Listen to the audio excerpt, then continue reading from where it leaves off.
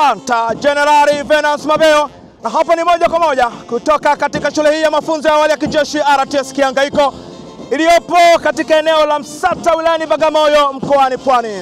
Ni kundi la 43 mkwaju 24-25 la vijana zaidi ya 3000 ambao wanapita katika paradi yao ya mwisho, na hii ikiashiria kuhitimisha mafunzo yao ambao wameyapata katika eneo hili la shule ya mafunzo ya kijeshi RTS Kihangaiko.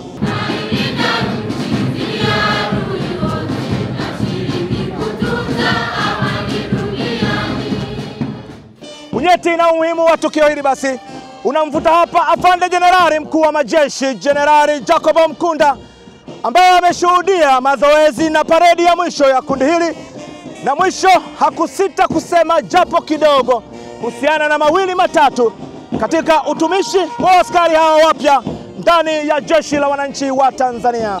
Niwakumbushe majukumu ya msingi ya jeshi letu. Kwanza ni kuilinda katiba na uhuru wa Jamhuri ya Muungano wa Tanzania. Lakini pili ni ulinzi wa mipaka yetu ya Jamhuri ya Muungano wa Tanzania. Lakini pia kufanya mafunzo na mazoezi ili kujiweka tayari kivita wakati wote. Lakini pia kufundisha umma shughuli za ulinzi wa taifa.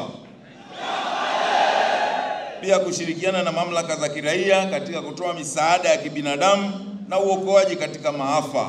Brigadia Generali Michael Sijaona Miala ndiye mkuu wa shule hii ya mafunzo ya awali ya kijeshi RTS Kihangaiko. Sisi tumefundisha kulingana na slabi ya mafunzo iliyotolewa na makao makuu.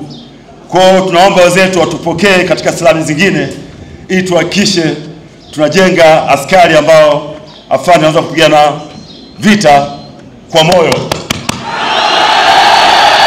Tumewafundisha sio tu mbinu za kivita na ulinzi, bali pia maadili ya kijeshi, uzalendo, nidhamu nzuri na mshikamano,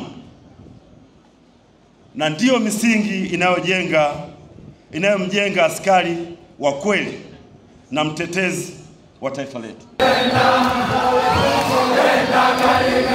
Hii ni Kadoshi TV, always on time.